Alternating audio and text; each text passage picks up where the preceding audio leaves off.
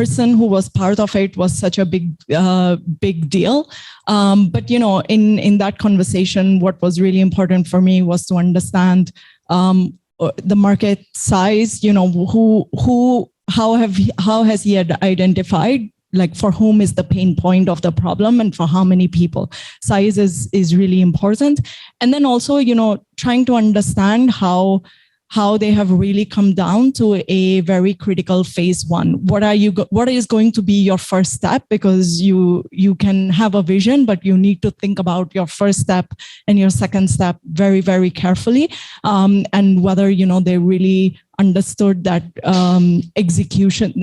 strategy is amazing and vision is amazing, but execution is what is going to really make or break, at least at that phase. So, seeing that focus was really important. And what about the others? For your first angel investments, what were you looking for? So maybe I'll talk about my general investment trend, because I would actually formulate my own investment thesis, and I'm fairly consistent. So my investment thesis is that I actually invest in seed and sort of Series A largely. So I don't go for pre-seed. I largely focus on companies whereby there's actually maybe an existing client or some form of proven business model. I index heavily on founders, as I mentioned previously. I also index on, I guess, my investment thesis. So a few things that I would tend to believe in. One is that I want to focus on proven business models, largely because in my outlook, I also focus a lot on how I can help the founders. I'm not great as fundraising, but I'm good at scaling operations, right? So if I can't even get 0 to 1, the initial start in terms of getting the business model, I can't help them scale their operation. So I would focus on where I can add value to them. My other investment thesis is the footprint in a way relevant for my understanding and in ways that I can help. So I tend to focus on the Southeast Asian or regional context as well. So I don't really focus on, let's say, other, I would say, ecosystems. Last but not least, I would also look at, is this riding any circular trends that I believe that might be relevant in the coming years? So I would say these three things. I focus a lot on the founders. Can I add value? Is it roughly a proven business model? As well as in terms of my investment thesis, does it match in terms of circular trends or I guess the regional context as well? So these are the areas I focus on. So actually for my first angel investment, it was horrible. I didn't prepare for it at all. I based it purely on passion. I love animals. So I invested in a pet related company only because I really love it. And I know that the founder has a family background and channels that directly assess for what he needs to do. So that for me was like, oh, it's good enough, right? And over the years, I thankfully I grew up a little bit as I got burned. What I realized is that besides passion, which is still very important to me for all angel investors, I think passion is still a key. You still need to love the founder. You still need to believe in the business, essentially. But at the same time, I've added in something that is less personal. I've added in some kind of ways to sort of itemize and track what kind of companies is good enough for me to put in money in there. So that piece is more on the research base. I basically get my analysts to do a lot of research within the space in the industry segment. So I understand globally what it looks like, and then regionally what it looks like. And like Candice, I'm more interested in Southeast Asia, Asia Pac type of businesses, because I feel like I understand it better. And that is my way of de-risking. I think depending on your background, you might be very familiar in certain segment and you can depend on your instinct for those segments. But for me, I'm not good in every industry. So for industries I'm not good at, I will depend more on numbers. And for things that I know, like professional services and stuff like that, commercial, then yeah, I will be able to rely a little bit more on my instinct. Yeah. That's an interesting question. In our network, we see a lot of angels making their first investment.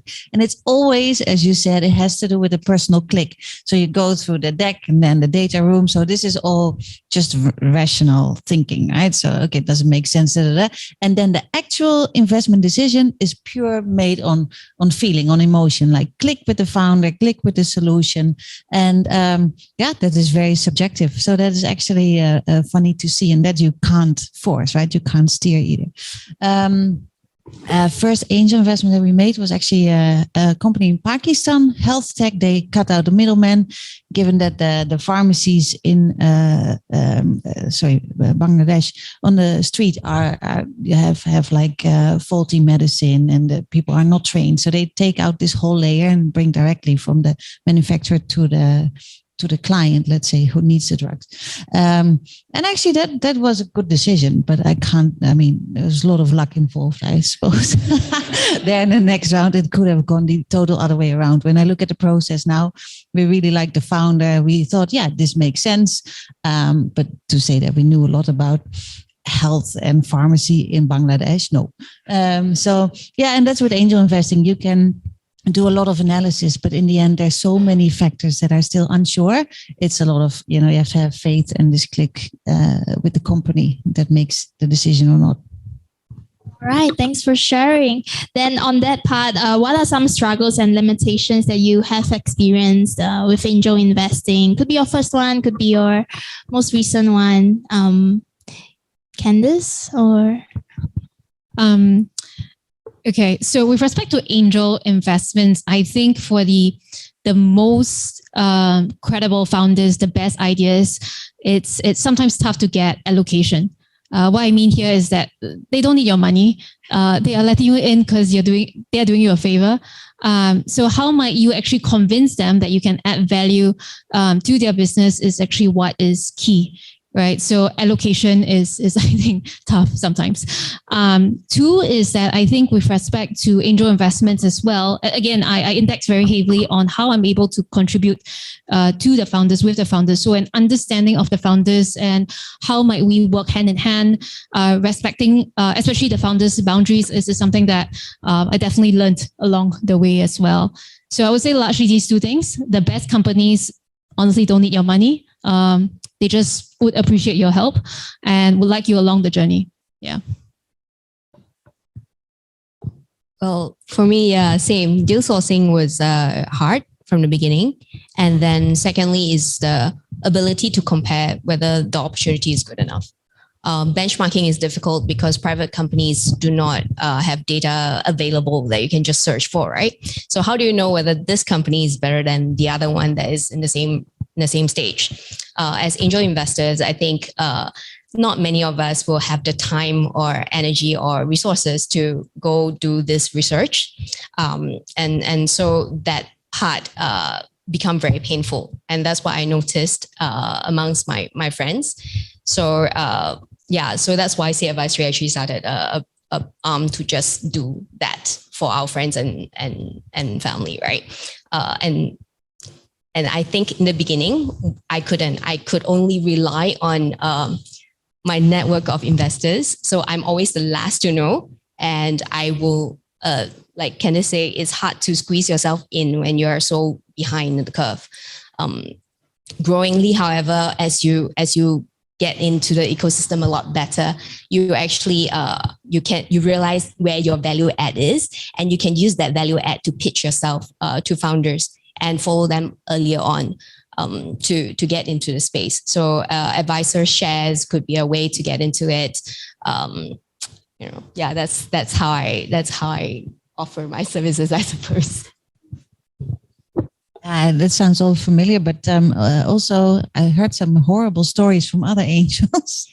Luckily, we have not encountered any of these, but some founders just ran away with the funds, disappeared from the face of the earth. I heard, so I focus on edtech, education technology, and another edtech founder just made his company a blockchain company, just switched industry altogether. So there's a lot of, things that can go wrong, and how to ensure that doesn't happen to you, how to de-risk it. I'm not sure. I think it's knowing the founder, right? It's very much about the founder in this stage. Thanks for sharing that. So perhaps for everyone to the floor, how has the landscape changed from the time you started angel investing till now, if any?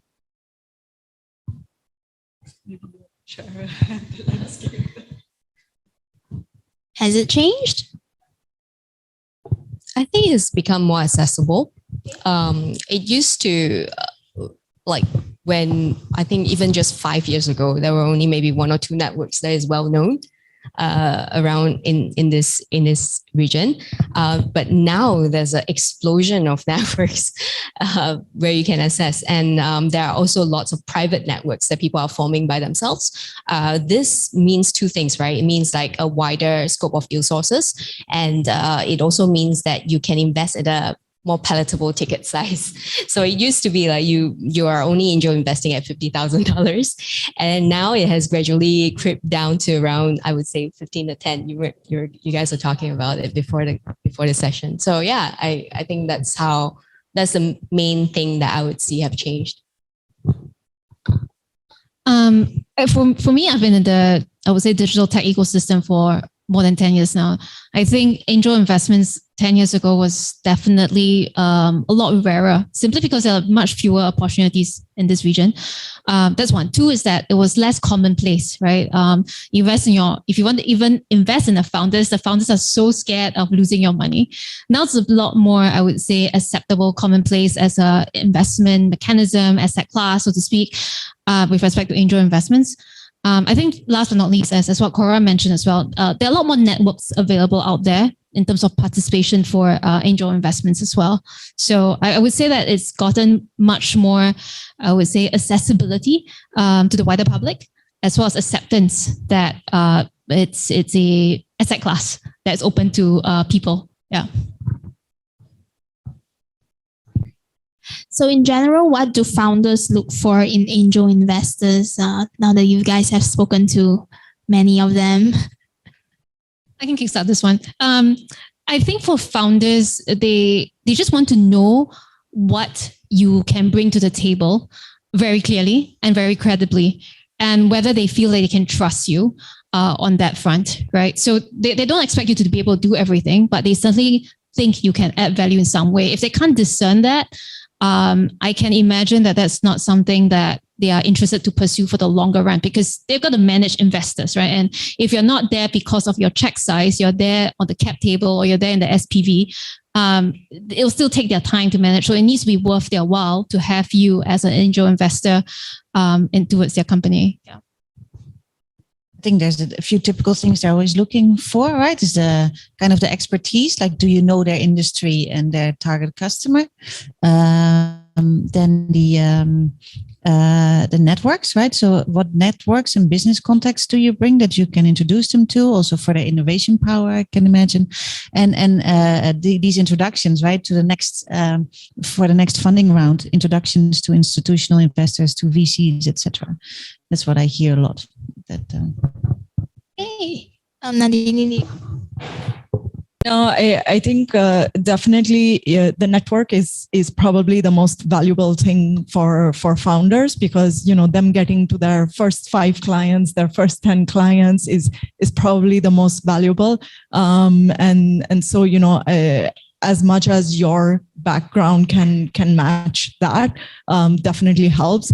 And then I think sometimes also from your connection, like from 0 to 1 and then later on, the journey is quite arduous, and a lot of times it can be quite lonely. And so definitely, if you are somebody who can provide a little bit of listening ear, guidance, or even to a level mentorship, that's something that some founders really appreciate.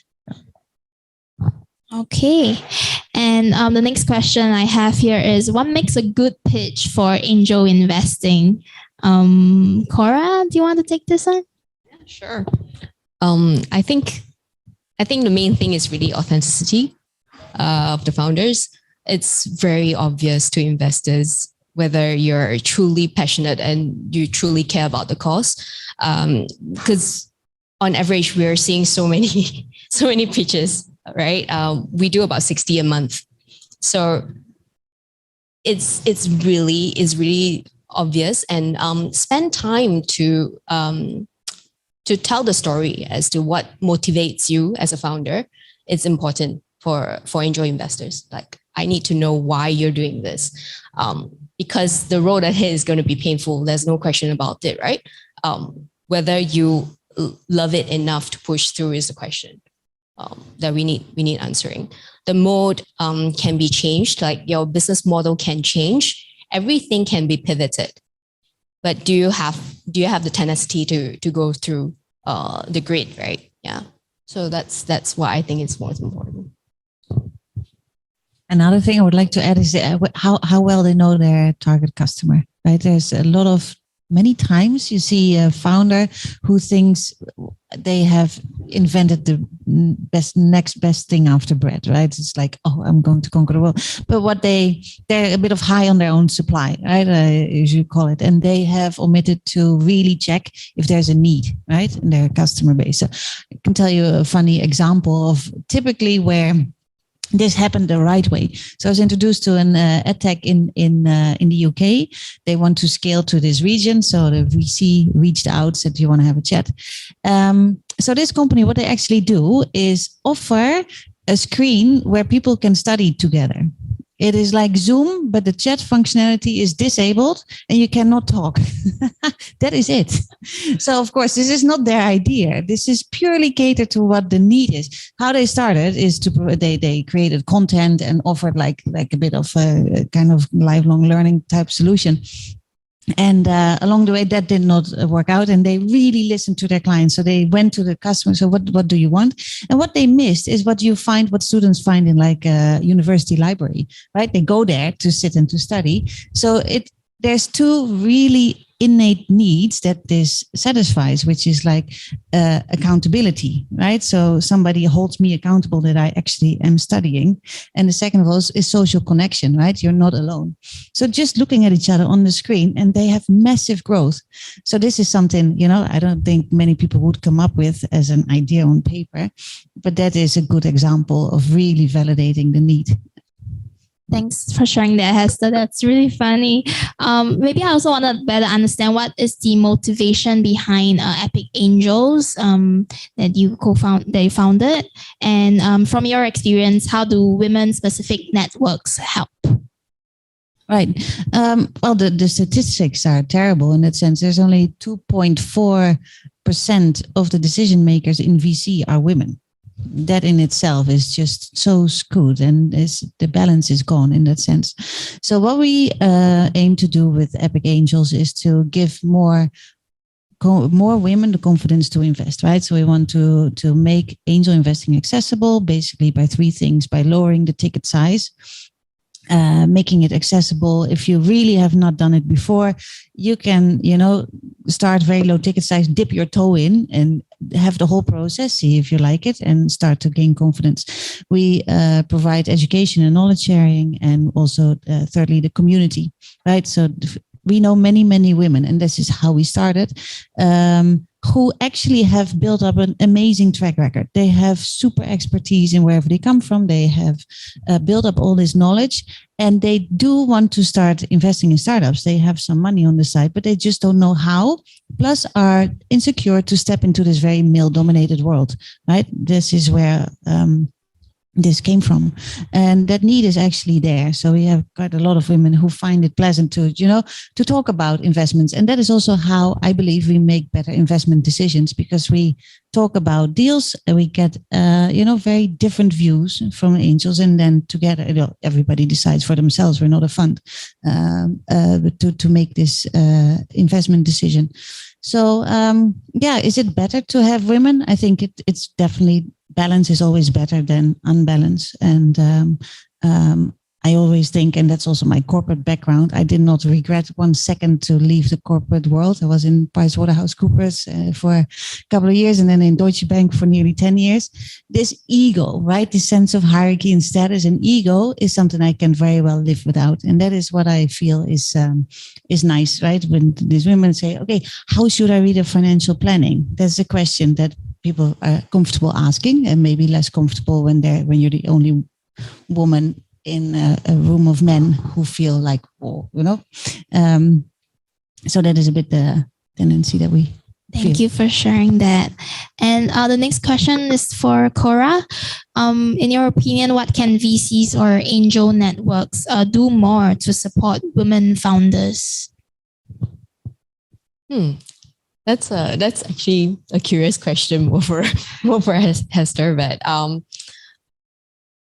I think instead of focusing on helping female founder, it's probably to make it a less skewed space for them to present themselves. I think a lot of accelerators are going that way and focusing on it. Is also because there's a lot more institutional level or larger investors who are focused on investing on female founders. But eventually, I think, because VCs are kind of responsible to all the LPs. So if LPs change their focus, then the VCs will also change their focus. I might be seeing it in a very rudimentary way or very cause and effect way, right? But I'm quite practical in that sense. I think that they will only change if there's a real reason to change. If they're responsible to LPs, LP change, then they have to change. So how do they do it really?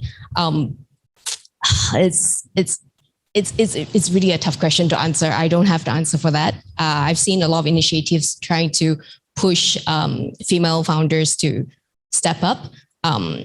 But at the same time, I think that it might be doing female founders a disservice sometimes if they are saying that, oh, they are only getting invested because they are female founders.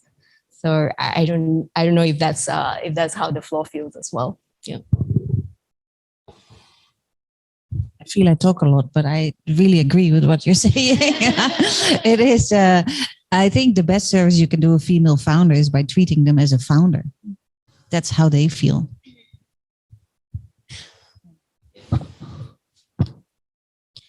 The next question I have is for Nandini. How does angel investing fit into one's investment portfolio? So now we are switching into an investment lens now. And what are some matrices towards understanding risk and returns for someone considering angel investing as an asset class?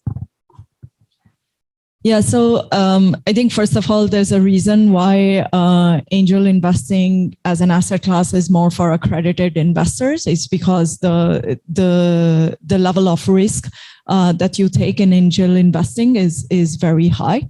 And that's simply because, as has been shared, you're either going at really, it's still an idea, to a very, very initial validation.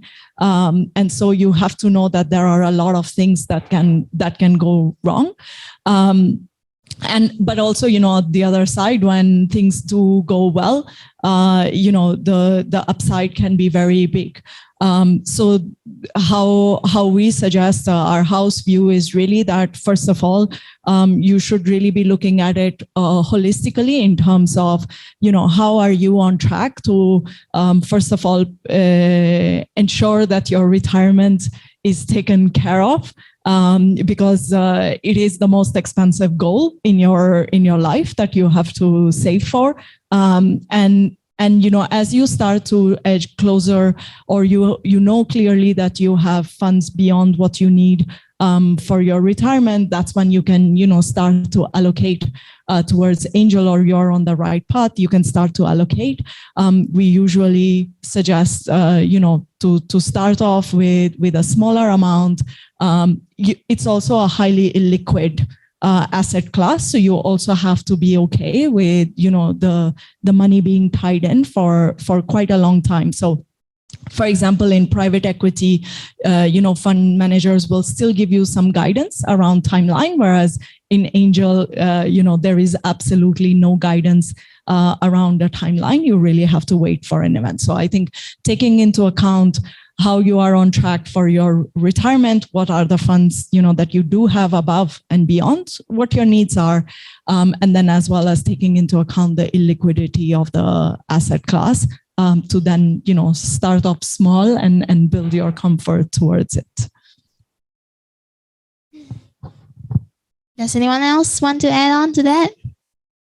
Well, I think these days there's more exit options than like the final exit together with the VCs, right? There's also secondary exit options. There's sometimes on rare occasions there's some buyback options, and there's a exit to a larger VC option. So I think picking if the timeline is of a concern to you, maybe you can look at companies which has the options of these other type of secondary exits, where they are flexible. They are looking at like another near future round, which you can potentially exit alongside with a early stage VC to a larger VC. That's something that you can look at. Okay. No. Yeah, in general, I wouldn't say not more than 5%, right, of your total assets. Don't put more than 5% in angel investing. Yeah, definitely less than 5%. And also just open it to the floor. For those in the room who wants to kickstart their investments in angel investing, or for the live audience at home, what are some practical tips and suggestions you would share with them? I would say angel investing is a numbers game, right? Start low ticket size. And then, because so many early stage startups, they just fall over. You don't know what's happening. So don't put too much money in. And then in the next round, if they're still alive, you can double up, right? If you agree on good terms, you get 2 good terms for the next round, and then you can invest more. But start low and spread widely. Because the chance to build a bigger portfolio, if you build a too small portfolio, the chance that you get a return on your whole portfolio is smaller. So start low and go for a high number of investments.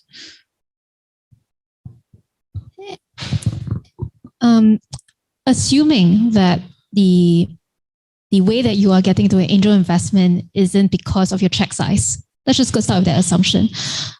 What do you want to be known for, and what do you want to be found for? I think that would be a way that I will consider starting. So for example, LinkedIn is very transparent these days, right? Is your expertise or the way that you are able to add value to companies clear on at least LinkedIn? Are you foundable? Like can companies or founders find you? Should they be interested in getting you as an angel investor? So I would say these are some of the things that I would like maybe encourage, because I get a ton of LinkedIn pings as well, because of maybe perhaps my background. But if it's not clear to founders of companies that might be interested in having you, then they don't know that they should be reaching out to you. I would say besides the whole subjectivity of angel investing, your passion or whatever your interest is, also balance it out with some objectivity. So do a little bit of research, right, around the space in the industry, and know who the key competitors are. I think benchmarking is still quite important, which is something that is not done by a lot of new angels.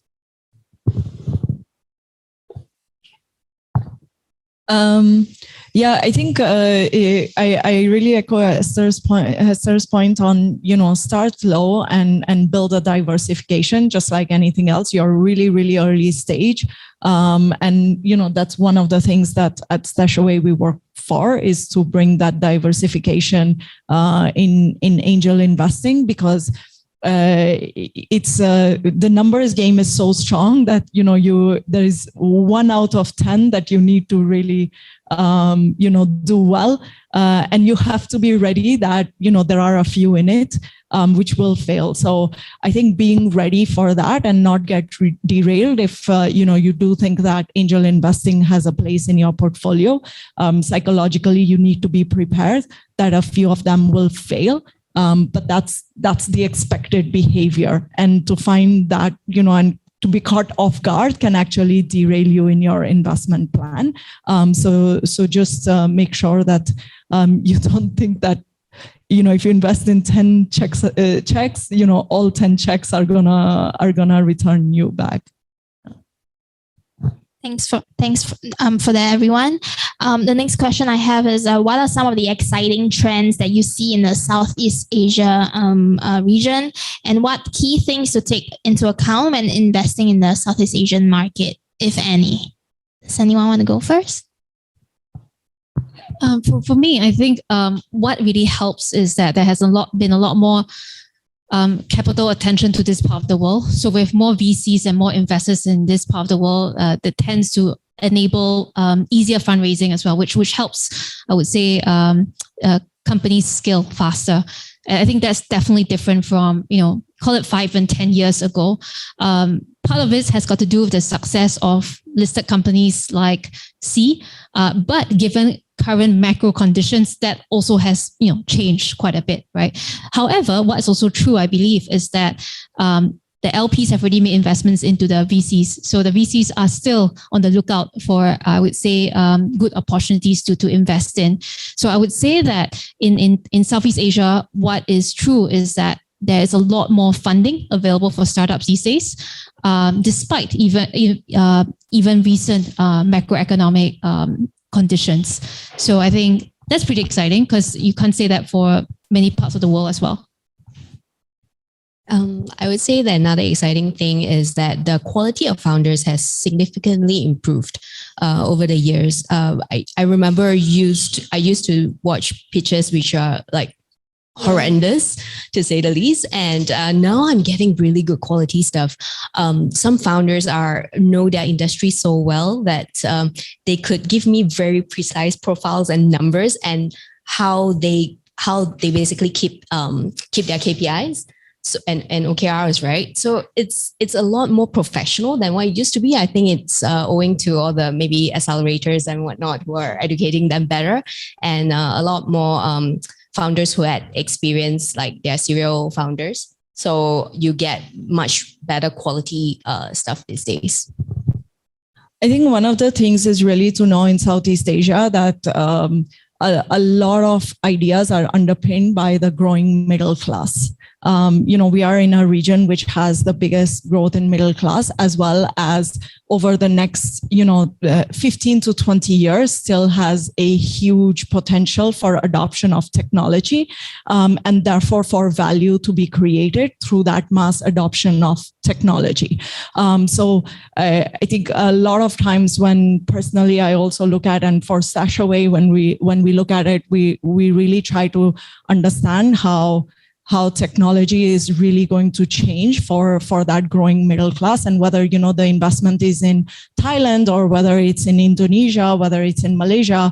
A great part is that you are in countries where, a very cohesive customer base can actually drive a really good scale up situation before, people have to go and look for a differentiating customer base, or an Indonesian, founder has to think about expanding their base into a different country, which does add its own complexities in Southeast Asia, because the culture is different, the language is different. I think the basic part of language being different creates that. So, but definitely the underpinning of the growing middle class and the value that technology can create is a really big opportunity over the next 15 to 20 years still in this part of the world.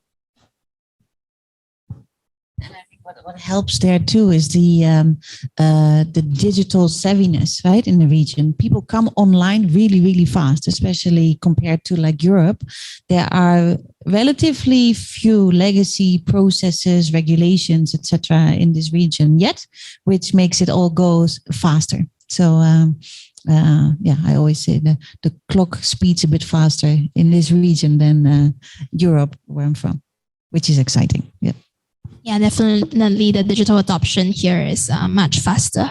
So we do have a few questions I see on the Zoom Q&A. So just a quick reminder for the online audience as well. If you have any other questions, feel free to post them in the Q&A box. We will get to them very shortly. The last question I have for everyone here is actually, what is the biggest lesson you have learned as an angel investor that you would like to pass on to everyone listening?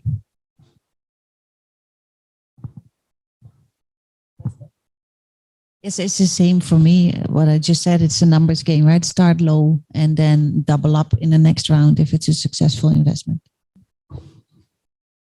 I echo actually what Hester mentioned. I would recommend starting with a small check size. Definitely not putting all the eggs in one basket. A diversification, I think, makes sense over the long run. Yeah. Yeah, I would say invest with network maybe to start with. People that you can trust, people who has done it before and you can learn fast from. Learn fast, right? Is the main thing. So you don't waste too much money on school fees. Yeah. Yeah, I think you have to be ready to, if you want to do direct investments into angel, you have to be ready to also push your own learning curve. I think the more you can learn about it, the more you can understand what you want to check for, how, as Candice had shared earlier, she has her own investment thesis, how you can build towards that. I think wanting to gain that knowledge definitely helps to stay engaged and get the most out of an asset class, I would say. Sounds like being prepared to pay school fees is one of them. All right. So I will now open the questions to the floor. If anyone has any questions, grab you the mic. I would like to ask each one of you, when you look at, let's say, a startup at a very early stage, would you put more weightage on the founding team or on the business model in your decision making? Thank you.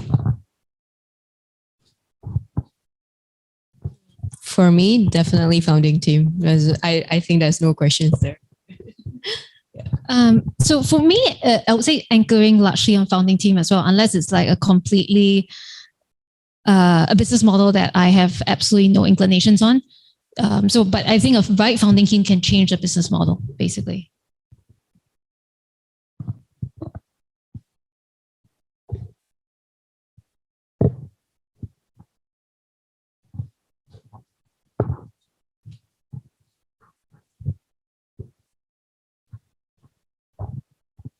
Thank you all. Great discussion.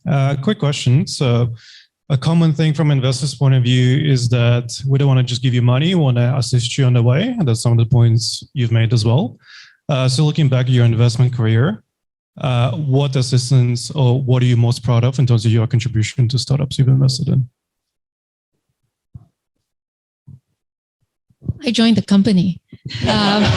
So that's one. No, but for the other founders, what I'll tend to do is like introduce customers, or maybe really try to problem solve some of their issues or help them unblock some of their, I would say, growth barriers. So I would say drawing on past experiences, drawing on network, making relevant introductions for them was helpful. And I guess for my examples, I went all the way and joined the company. Yeah. Yeah, for me, the most fun experience is actually being able to get myself into it. So I'm almost living vicariously through them. So it's an access for me, right? Like I can't possibly put my full-time effort into a startup at this point in my life, but I'm very happy to dabble in and be able to experience that at the same time while I run my business, right? So that's how we do it. I enjoy a lot through the network. We have like expertise from all corners, and so we're always many times actually able to help the founder with whatever they need at what stage they're at.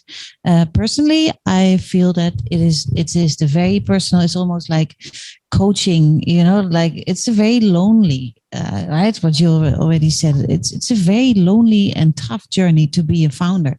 I think it's sometimes romanticized from outside, right? Oh, let's start a startup, but it's super hard. It's really, you have to have the grit to go on. you're alone, right? And especially when you're looking for funding, and that's a hard journey. You don't feel the love, right? From and that is where, I think many founders just appreciate taking time. That you take time to talk about this with them, and that they feel less alone. I think that's it. Yeah.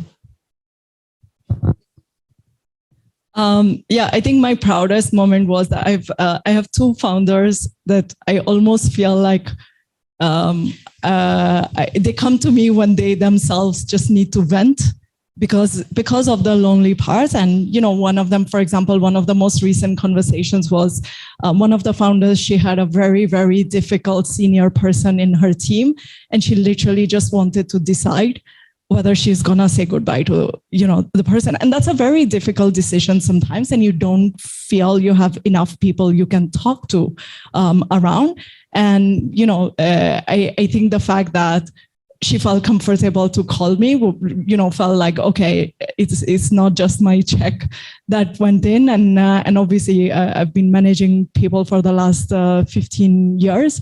So you can also help them think through such, even sometimes such small decisions that it might seem. It's not a big strategy decision, but at that moment for them, that's the most important decision to make. So. Thank you. Quick question. So, ballpark figures, on average, if you cash out, say last year, what sort of return would you have achieved per annum basis, roughly? If you're kind to share that figure. I haven't made any exit yet. No. Same here, not cash out, but also none of them have fallen over yet. So, yeah. Can't say. No idea, or you don't keep track on a yearly basis. It's too early to put numbers to it in that sense. For the investments. Yeah. So I think the numbers varies drastically, right? My background is in accounting and tax, right? So I'm a super nerdy numbers person. But I wouldn't say that it's a fair representation if I average it out based on valuation. It's just silly to do that because valuation can drop. I only count when I have money in my pocket, right? And I was ultra lucky. It doesn't happen. It really doesn't happen in angel investing. I was ultra lucky that I was a surprise exit for me, right? Last year. And I only invested in the company for 18 months. So that multiple is not a fair representation on the return that you're going to get. So is that a meaningful number to you? I don't think so. And every year that number would drastically change. It's not like public equity. It's not like stock market, right? Where you can say that, 10% is great. And no, it's not. You can have all the expected figures you want. A lot of VCs will tell you that they have like 4x, 6x to 20x, right? It depends on which VCs you speak to. I go in with the thinking that it has a good unit of economics. So in long run, even unit economics. So in the long run, even if I don't get a crazy exit like a unicorn level exit, I know that it's going to be a cash cow. It will earn money. It's not going to burn itself to death. That's my risk counter. It might be different from a different investor. I'm just a more conservative person in general. Thank you so much for such a wonderful discussion today and for enlightening us with all your thoughts. My question is regarding the investment space. Like we have so many investors now, like we have Entrepreneur First at early stage, pre-seed, Antler and a few others. Then we have seed stages. So coming as an angel, like, does it sometimes gets like a bit complicated because you're competing with the institutional investors, and is it like competition or is it like you both have a different customers that you are actually catering to if you look the startups as customers? So is it, so how do you define like what's theirs and what's yours? Like what's the difference? And do you at times also feel that they're taking a good part of like, or I would say the creamy layer of the startup world possibly? And, because as an angel, we're still doing some smaller check size. We're still coming in a lot in numbers. A startup would still prefer someone institutional investors. So what would be your thought regarding with its competition, or whether it's like going along with them? Anyone? Well, I'm talking a lot, but this is what I do, right? I volunteer my time as mentor for several accelerators, and that is to get a good sense of what is available in the market and what accelerators are accepting. But at the same time, I get direct deal sources. So startups can apply directly to get fundings, just like how Candice does it, right? On LinkedIn, like people just unsolicited send her messages for investment opportunities. So with a balance between the institutional or more formal way of accelerators and venture builders sources, and then with the angel networks deal sources, and then with the direct sources, I get a good sense of what is available in the market. And I think that knowledge base gives me confidence in making the investment decision. But it also means that you need to look at a lot of things, look at a lot of decks. So whether you have the time to invest in doing so is the question. So for me, I typically join around. I am not around. I join around, right? So in terms of the best investments, then there might be allocation competition. Then it's really about whether the founder or founding team finds that there's value for me to have that meaningful allocation versus another investor, so to speak. But since I think what's also helpful is I joined XA, then I guess XA does it for me in terms of the allocation. I just compete within the members with respect to allocation, but that's separate. Yeah. I also see it as two different things, right? Where VC, their ticket size, their role, right, in the funding round is different from angels. So usually there's space for both, right, to come in. So VC, let's say there's a lead VC in the round, and then there's a portion, let's say between 10-20% maximum or so is allocated for angels, and then they're looking for the right angels to come on board and fill that space. And that is how we also with our network work hand in hand with VCs and accelerators, where we just touch base very regularly. Say, okay, have you invested lately? Is there space for angels to come on board? And they're happy to share because they, support what we do. So yeah, I can see it very well go hand in hand.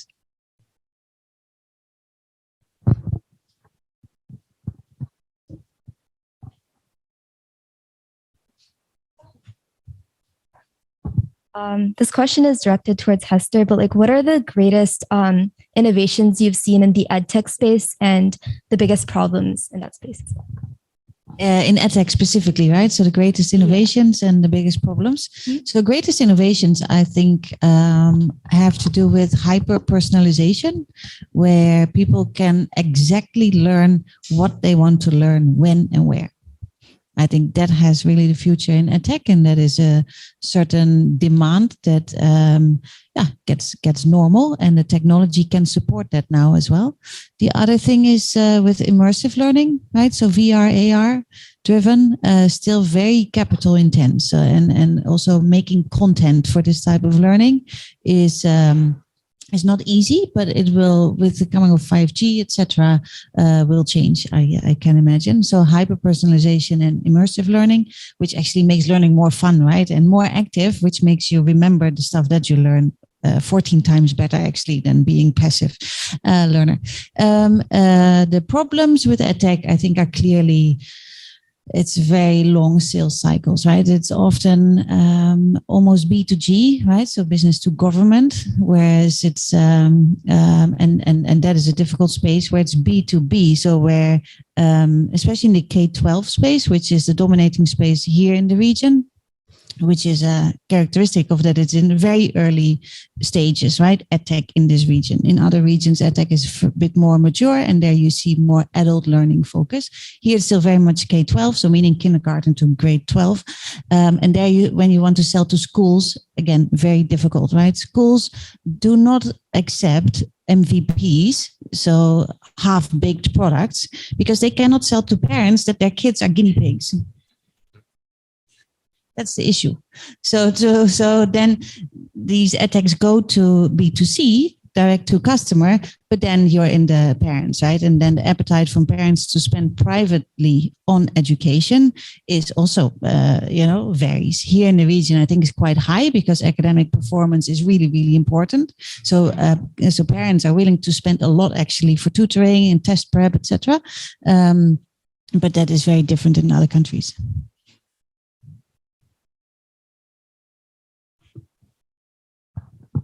I wanted to ask, what made you overcome your fear of like losing all your money that you invested? If you ever overcame that fear. Fear of losing all your money that you invested in angel investing. Okay. I guess my ticket size is quite small. So I'm comfortable with I won't put in any amount that I'm not comfortable possibly losing. So that's one. Two is that I am fairly rigorous in terms of how I would evaluate an investment. So I am not fickle about it. I would say more no's than yeses, just statistically. And three is that I would also think of it as experience that I can enrich my learning in some way. So that's how I justify it, I guess. Yeah. Yeah, actually, exactly that. I would deem it as amount that I'm willing to lose. It's never a majority of my portfolio. But at the same time, it's always a learning opportunity for me. It's always something that I get to dabble in, right? There a lot of information that you can get as an investor is not available publicly, right? So you get a much more in-depth understanding of the industry. And with that, you make better decisions later on in your other investments. Again, if you don't go above your 5%, right, as a rule of thumb, you will never run this risk. And I think it's healthy to keep that in mind. Make a planning at early, beginning of the year, for example. How are you going to, invest your money, and make sure you have that number in mind and don't exceed that number. Yeah. So I think diversification is really important. And, as we shared earlier, it really is a numbers game. And so one of the things that we've worked on is really to bring that diversification at a very low price. So, you can go as low as $20,000 for an entire year. And that gives you access to about 10 to 15 companies, because you have to know that some might not pan out.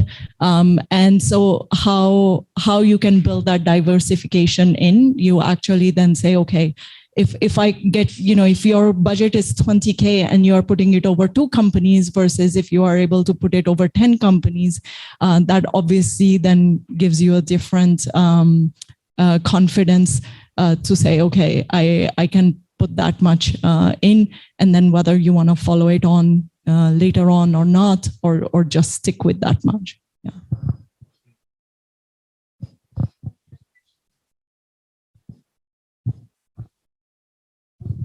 All right. We do have some questions from the live audience.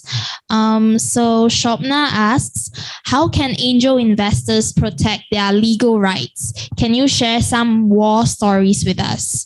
I'm not sure if there are war stories. How can angel investors protect their legal rights?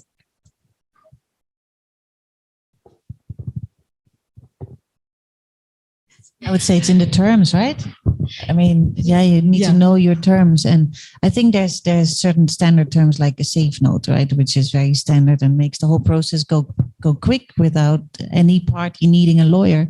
But make sure you understand that one safe note is not the other. There's still modifications that both sides can make. So understand the basics of the terms, I would say, is your best protection. Yeah, I think the first time you definitely should get some help and there is no substitute for you reading the terms yourself rather than just putting it on somebody else. So it's again part of what you need to just understand. But if it's your first time, do get some help. It's really worth the investment. I think it's a difficult question to answer, because angel investors don't usually dictate terms either. So it's usually a take it or leave it situation, right? So again, I think as a first few investments, maybe do it as a group. So you have more experienced investors to review and negotiate those terms for you on your behalf. And once you understand what's the benchmark, what's the standard, then you know what to look out for in the future when you want to make direct investments yourself. Okay, and we have another question. How do you typically plan your exit strategy? Like I shared, I haven't had an exit as yet. but yeah, I mean, look, when you invest, if at that moment the exit strategy is important to you, I think you need to think about then, to who else is the company valuable. Usually you can think about it more if you know the industry space much better. I think early stage, I don't ask founders what is their exit strategy, because you want them to be focused on building the business first and building value rather than thinking about an exit. And hence, you have to be comfortable with not knowing exactly when an exit will happen. So being comfortable with the illiquidity of the asset class. I don't know if anybody else has had an exit strategy. With respect to exits, if I'm investing as a network or through a vehicle, what I try to understand is how would the vehicle make decisions, and is it possible to trade within the vehicle in terms of the network and group of investors as well? Because angel investments is highly illiquid, I would think about it in terms of 5 to 10 year type horizons. Have I had an exit? I had exit for accidental one, so I'm not even sure if it's the same one. Maybe it's just so unpredictable, right? The best way I felt to manage my exit in a way is join the company. So that's one, but the other one, it's a little bit more incidental, accidental. But I think of it as 5-year horizons, right? Can I expect a return in 5 to 10 year type situations? Yeah. I think knowing that you have what rights you have within your terms is probably more important. So looking at your drag rights and tag along rights, those are more important, so that you're not gonna be the odd one out left. Yeah. All right, I think we have one last question from the live audience. What are some ways I can get access to such angel investing opportunities? Join a network. There's a few around, as Cora said. I think there's like XA, right? It's quite technical focused, I believe. There's networks that focus on specific industries. There's networks that like us, like are women focused. So there's a lot of flavors in the market there. And have a chat, right? Just talk to people in the networks. You can find them on LinkedIn. Can highly recommend angel investing with a network, because you actually just make better decisions together. I am convinced you have access to a lot of knowledge and expertise, different viewpoints.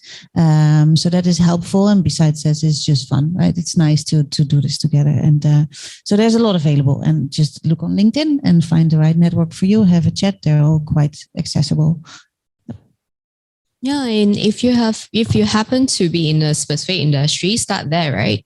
You would know enough people who would have invested in something in your industry because they are comfortable with it, and then just learn from there and expand yourself if it's still of interest. I think it's very daunting if you want to step into an industry that you totally do not know. Like, I still don't touch medtech, right? Because I have zero clue about chemistry. So I don't do that for that very reason. you don't have to make it out to be such a scary thing. It's like your favorite kaya toast place. You believe in that kaya, and you go into there. So find something that you are familiar with to start off with. Yeah, or joining a network, or if you have personal connections, or things like StashAway Reserve, where you don't have to be part of the network. We have a collaboration with XA Network, so we work on the deal source flow, but also you don't have to pick and choose because we do that for you. So there are solutions like this also available, so that you can just look how the deals come in. You can see where the money is being invested, get to know more about the companies where it's investing, but it requires no analysis or decision making from your end, other than how much money in your portfolio do you want to really put towards it. So quite a few solutions that are now available in at least in this part of the world. Yeah. All right. I think we have no more questions. So we will end tonight. Please give a round of applause to the awesome panel.